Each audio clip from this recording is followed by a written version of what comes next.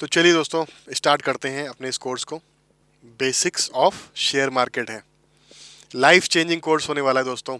ये मेरी गारंटी है। अगर आप ध्यान से इसको समझ के पूरे कोर्स में आप ध्यान से रहते हैं, साथ बने रहते हैं और पूरी दृढ़ता के साथ आप इसको कोर्स को करते हैं, तो बिलीव करिए आप एक बहुत अच्छे ट्रेडर, एक साइड इनकम क्या, आपके इनकम को ये बीट कर सकता है अगर आप समझदारी से, एक डिसिप्लिन से, एक अच्छे तरीके से ट्रेड करते हैं। तो चलिए दोस्तों, स्टार्ट करते हैं और समझते हैं कुछ टर्मिनोलॉजीज़ को, जिसके बिना आप अगर शेयर मार्केट में घुसते भी हो, एंट्री भी करते हो, तो बहुत प्रॉब्लम आएगी। इसलिए पहले हम उन टर्म्स को समझेंगे, बेसिक चीज़ों को। बेसिक चीज़ों के बाद हम लोग धीरे धीरे करके कोर्स में आगे बढ़ेंगे। तो बहुत इंटरेस्टिंग होने वाला है, बहुत ही उम्दा कोर्स है। आगे बढ़ते हैं, देखते हैं। तो सबसे पहला, इंडिया में जो एक्सचेंज है, नॉट ओनली इंडिया में बल्कि पूरे एशिया में बॉम्बे स्टॉक एक्सचेंज सबसे पुराना है। ठीक है। तो बॉम्बे स्टॉक एक्सचेंज, ये इसकी बिल्डिंग है, इसको दलाल स्ट्रीट भी बोला जाता है, और ये मुंबई में सिचुएटेड है। तो उसका जो बेंचमार्किंग इंडेक्स है वो है सेंसेक्स। सेंसेक्स क्या है? अब तक आपने सुना होगा सेंसेक्स फॉल कर गया, सेंसेक्स ऊपर चला गया, सेंसेक्स नीचे चला गया। सेंसेक्स कोई मतलब शेयर नहीं है, ये एक क्या है? बेंचमार्किंग इंडेक्स है। ये एक बेंचमार्किंग इंडेक्स है और इसके अंदर 30 शेयर आते हैं, 30 शेयर्स। 30 शेयर्स कौन कौन से हैं आप नाम लीजिए। बड़े बड़ी कंपनियां इंडिया की, Reliance, H D F C limited, फिर आपका ITC, Infosys, Infy, TCS, HCL and so on. जितनी बड़ी कंपनियां हैं आपकी, बाकी भी कंपनियां जो बची हुई हैं, SBI एटसेट्रा, वो सब इसका पार्ट है। तो जब भी मार्केट में तेजी आती है तो हम केवल सेंसेक्स को देखते हैं। हम इन सब शेयर को तो देखना ही चाहिए अपने को, लेकिन अगर आपके पास इतना टाइम नहीं कि इन सब को देखो, तो आप सेंसेक्स को भी देख सकते हो। सेंसेक्स अगर ऊपर जा रहा है, इसका मतलब बॉम्बे स्टॉक एक्सचेंज अच्छा काम कर रहा है, बॉम्बे स्टॉक एक्सचेंज में तेजी है। तेजी और मंदी बोलते हैं। मंदी मतलब नीचे गिर रहा है, तेजी मतलब ऊपर जा रहा है। ठीक है। तो अगर सेंसेक्स ऊपर जा रहा है, इसका मतलब BSE अच्छा परफॉर्म कर रहा है, और BSE के अंदर या सेंसेक्स के अंदर ये 30 कंपनियां जो हैं, 30 बड़ी कंपनियां हैं जिनका मार्केट कैप बहुत बड़ा है, वो सब भी अच्छा कर रहे हैं। ठीक है। फिर है NSE, नेशनल स्टॉक एक्सचेंज।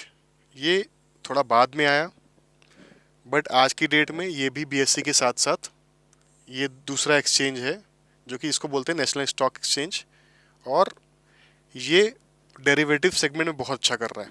ये इसकी बिल्डिंग है NSE की, और NSE के अंदर टॉप 50 शेयर आते हैं। ऐसे यहाँ पे इसका बेंचमार्किंग इंडेक्स था सेंसेक्स, वैसे यहाँ पे है निफ्टी 50। निफ्टी 50 जो है उसके अंदर 50 शेयर आते हैं बड़े। जो आपने 30 देखे यहाँ पे मोटे मोटे, वो 30 इधर भी हैं, और उसके अलावा और 20 कंपनियां हैं जो कि मार्केट कैप में अच्छा कर रही हैं, और जो ग्रोथ जिनका अच्छा है उसको खुद से सिलेक्ट करते हुए NSE क्या करती है, उसको निफ्टी 50 के अंदर लेके आती है। तो निफ्टी 50, अगर आपको समझना है कि NSE में क्या क्या चल रहा है, इंडियन मार्केट में क्या चल रहा है, लोग इंडिया के बाहर जो है, बाहर वो ये ज़्यादा पॉपुलर हो रहा है। BSE ऑफ कोर्स है, पुराना है, सब कुछ है। जो पुराने बड़े ट्रेडर्स हैं वो आज भी इसको पसंद करते हैं, लेकिन पॉपुलर आज की डेट में पॉपुलैरिटी ग्राफ इसका ज़्यादा ऊपर जा रहा है। एंड बाहर, इंडिया के बाहर भी NSE बहुत पॉपुलर है। स्पेशली डेरिवेटिव्स बहुत अच्छा यहाँ पे ट्रेड होता है। ठीक है। डेरिवेटिव्स भी हम लोग समझेंगे, एक बेसिक समझेंगे, आइडिया लेंगे डेरिवेटिव्स का भी। तो अब आपको समझ में आ गया कि BSE एक बॉम्बे स्टॉक एक्सचेंज है इंडिया में, दूसरा है NSE। यहाँ पे सेंसेक्स होता है। अगर आपको देखना है कि BSE कैसा परफॉर्म कर रहा है, तो आप सेंसेक्स को देखेंगे। NSE के आइडिया निफ्टी 50 से ले सकते हैं। ठीक है।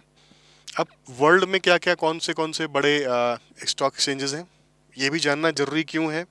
क्योंकि देखिए क्या है कि मैं हमेशा मानता हूँ कि जैसे कोरोना चाइना में आया, चाइना से इंडिया में आने में उसको ज़्यादा टाइम नहीं लगा। चाइना में कोई तकलीफ आई तो इंडिया में भी आई।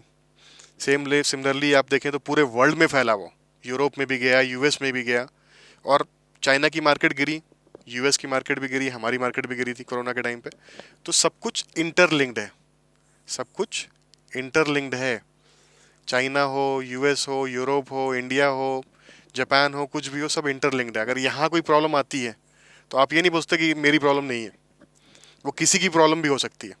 इसीलिए एक जगह पे कोई प्रॉब्लम आ रही तो दूसरी कंट्री भी सफ़र करेगी, इसलिए हमें सब पे नज़र बना के रखनी चाहिए। इसीलिए ये ग्राफ को दिखाने के पीछे मेरा यही मकसद है। प्रोफेशनली अगर आप एक इन्वेस्टर बनना चाहते हो या आप एक ट्रेडर भी बनना चाहते हो आगे जाके, तो आपको वर्ल्ड में इन मार्केट्स में क्या हो रहा है उस पर नज़र बना के रखनी है, पैनी नज़र। क्योंकि यहाँ पे कुछ होगा तो कल, आज नहीं तो कल इंडिया में भी ये चीज़ें आएंगी। इसीलिए हमें, ये सारी मार्केट इंटरलिंक्ड है, इसलिए इनको मॉनिटर करना बहुत ज़रूरी है। तो दोस्तों, सबसे बड़ी जो मार्केट है वर्ल्ड की वो है न्यूयॉर्क स्टॉक एक्सचेंज, जिसको हम लोग वॉल स्ट्रीट भी बोलते हैं। अगर आप में से किसी ने कुछ मूवीज़ देखी हो, वुल्फ ऑफ वॉल स्ट्रीट या कई सारी मूवीज़ हैं, तो यहाँ पे मोटा मोटा 2400 कंपनियाँ लिस्टेड हैं और इसका मार्केट कैप जो है 24.5 ट्रिलियन है। हमारी इंडिया की मार्केट से कुछ 8 टाइम्स बड़ा है न्यूयॉर्क स्टॉक एक्सचेंज, राइट। दूसरा है आपका नैस्डैक। नैस्डैक भी यूएस में ही है। यहाँ पे जितने टेक स्टार्टअप हैं वहाँ के, जो अभी कंपनियाँ आप सुनते हो, जैसे बड़ी कंपनियों का नाम अगर हम लिए तो यहाँ पे आप देख सकते हो एप्पल, इतनी बड़ी company, Microsoft, Google, Facebook, Amazon, Tesla, Intel, ये सब इसमें लिस्टेड है। इसका भी मार्केट कैप जो है ऑलमोस्ट 19 ट्रिलियन डॉलर का है। ये भी हमसे ऑलमोस्ट 6 टाइम्स बड़ा है। फिर आता है शंघाई स्टॉक एक्सचेंज, जो कि चाइना में है। शंघाई का भी अगर देखा है तो 6.5 ट्रिलियन है, जो कि हमसे ऑलमोस्ट डबल है। और यहाँ पे अगर आप देखें, चाइना मोबाइल, एचएसबीसी, आपने सुना होगा एचएसबीसी बैंक, पेट्रो चाइना, ये लिस्टेड है। फिर आता है जापान का निके या जापान स्टॉक एक्सचेंज, और यहाँ पे Toyota, Suzuki, Honda, Mitsubishi and Soni, ये कंपनियाँ लिस्टेड हैं। फिर अगेन चाइना का शेंजन स्टॉक एक्सचेंज है, जो कि देखिए दोस्तों, ये सब बताने के पीछे आपको बहुत फोकस रहना है। थोड़ा सा हो सकता है कुछ लोगों को बोरिंग लगे, बट ये बहुत इंपॉर्टेंट है, क्योंकि हमें ये सब फॉलो करना है। अगर आपको समझना है, एक प्रॉपर इंस्टीट्यूशनल ट्रेडर बनना है या एक प्रॉपर ट्रेडर या प्रॉपर इन्वेस्टर बनना है, तो आपको इन सब मार्केट के यूपर नज़र बना के रखनी पड़ेगी। क्योंकि कल वहाँ पे कुछ अगर मार्केट बहुत तेज़ी से गिर रही है, सपोज न्यूयॉर्क स्टॉक एक्सचेंज गिर रहा है या जापानीज मार्केट गिर रही है या यूरोप का भी हम देखेंगे यूरो नेक्स्ट गिर रहा है, तो चांसेस है कि हमारी मार्केट भी गिरेगी।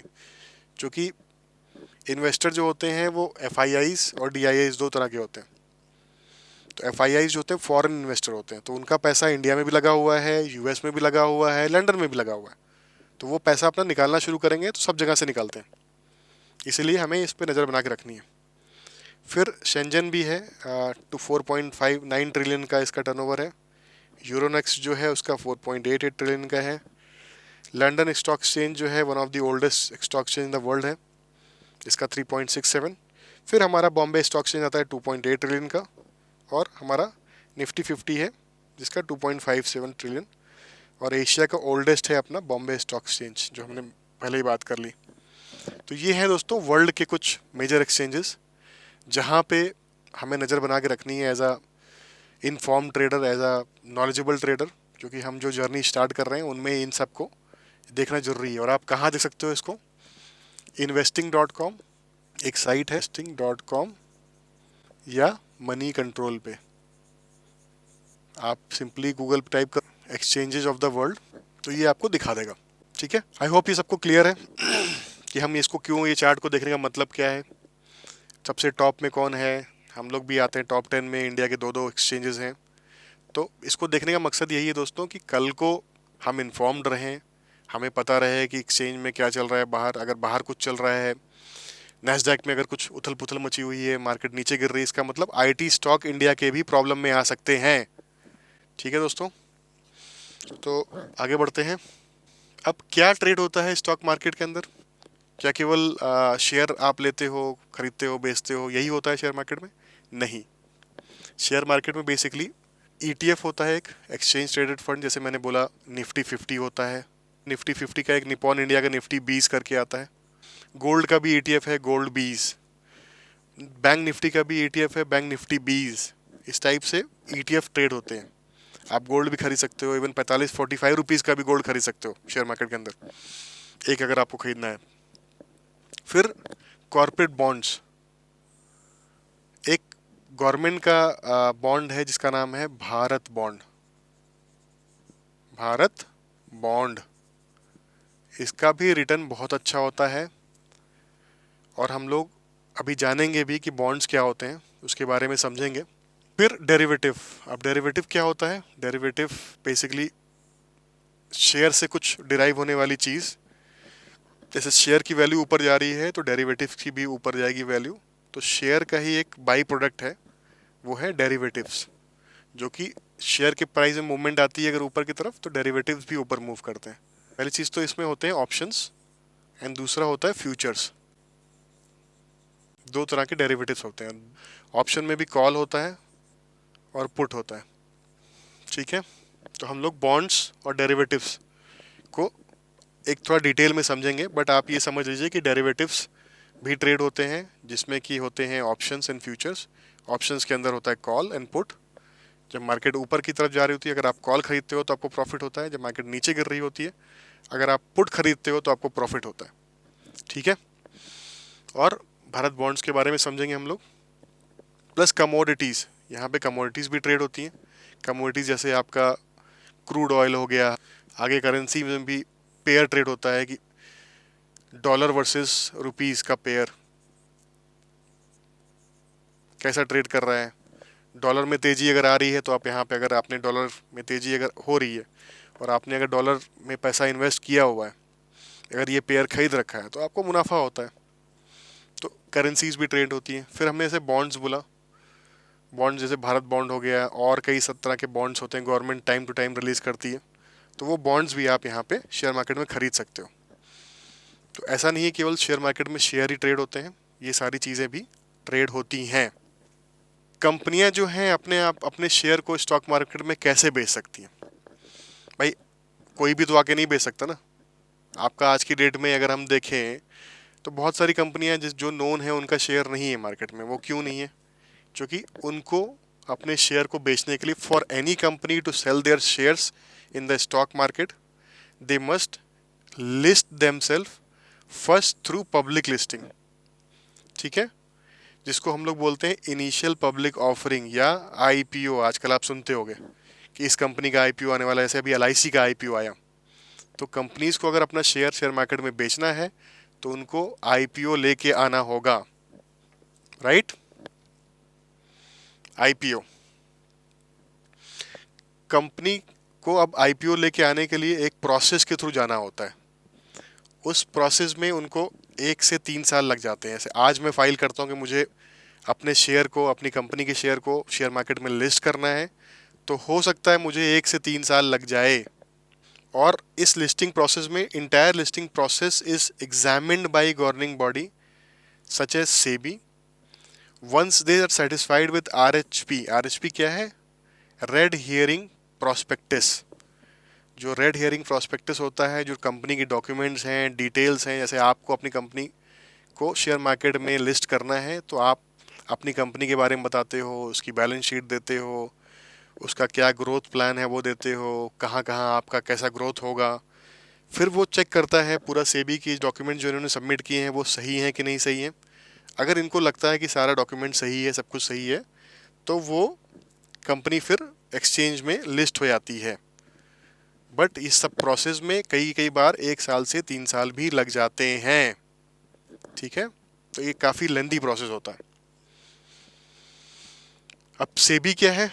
Security and exchange board of India. जैसे कि बैंकों को रेगुलेट करता है RBI, reserve bank of India, वैसे ही एक्सचेंजेस को रेगुलेट करने वाली बॉडी जो है उसको हम बोलते हैं सेबी। तो ये आप याद कर लीजिएगा, जो बॉडी एक्सचेंजेस को, जैसे बीएससी और एनएससी को जो मॉनिटर करती है और एक तरीके से रेगुलेट करती है, उस बॉडी को हम लोग बोलते हैं SEBI, security and exchange board of India. I hope ये सबको क्लियर है।